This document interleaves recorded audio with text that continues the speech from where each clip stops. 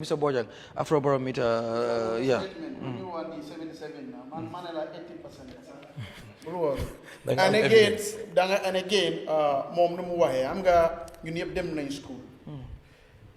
Both if any research in the world, margin of error that for the neck. So if you have margin of error, it's okay. That answers your questions. Because what happens is, you make a day for research. They can have bias. We know how these things happen. That is why there is a room that is created for a certain degree of error. Yamajeli. Why see process be more influence in new decision be. Margin of error. So that has been catered for. In any research that has been catered for. It's been catered for on the sample size according to their report and not on the sampling technique. I agree. I agree. But what I'm trying to tell you, if you talk for me, he's not perfect. There is no research that is perfect. You go to exit polls or pollings that are conducted for the past 8 years of US presidential election. Most of them are wrong. Most of them. And these are people that really know their job. Now, research, they point. It's not a concrete something. You never no. So, research report go out, get out from here. You them latte. Can guy latte. Acknowledge the election. You see, this is what I'm trying to talk about. Framing the in research and even in asking questions. That is why I gave you. That is why I gave you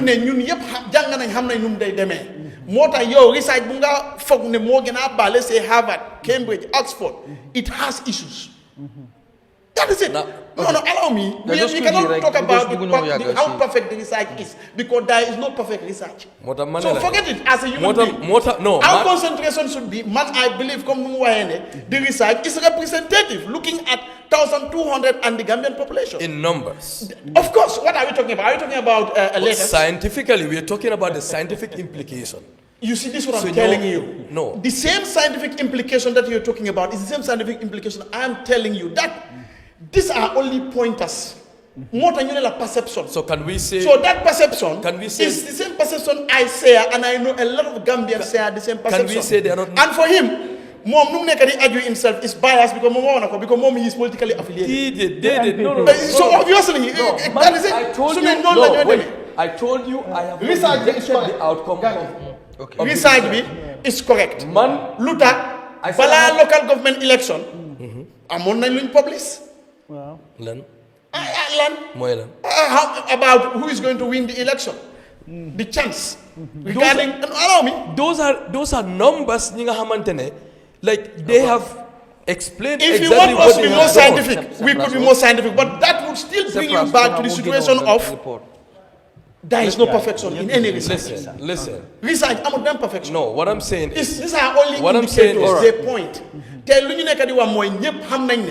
This thing, how can it has never happened in this country that those that should give us security are shot and nobody knows. They take to court even the suit that they claim is the suit of the shooter does not fit him. Exactly. What are you telling me? All right, Mr. Bojang. This country is a mess. All right, and research is telling us that. Thank you. No, we have extra. And we also have.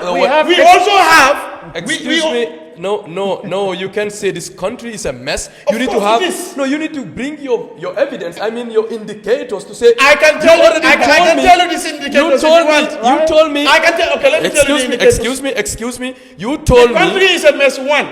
What is Gambia's crime rate? I'm coming. The country is a mess. One.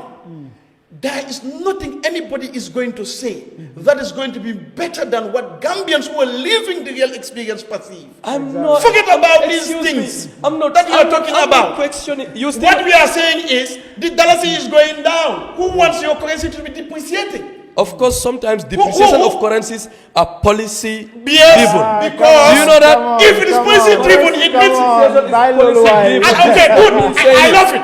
This is economics. This is basic economics. I'm coming to tell you. Sometimes depreciation, inflation are all into almost every time influenced by the policy decisions that we make. Who makes those policies? I want to ask you something. Who makes those policies? Is it not our politicians? I want to ask you something. So those policies affect us. That is why basic rule is economics is a behavioral science. Excuse me. Because it is a behavioral science and you know it. Bojang, it's fine. You should know that things are not working. If you do something bad and it affects people, you want to say it's the policy. Alright, that's fine. I don't think you're referring to numbers here. You're still referring to opinion. Because the numbers are contradicting whatever you're saying. Okay. Numbers generated from where? Obviously. Numbers generated from where? Mr. Jeng, yeah, that's From fine. the World Bank, IMF. Of course, these are You're saying incredible right. institutions. They are not. Okay, alright. I can tell you, they are not. Please. They are all archaic. Okay, it's fine.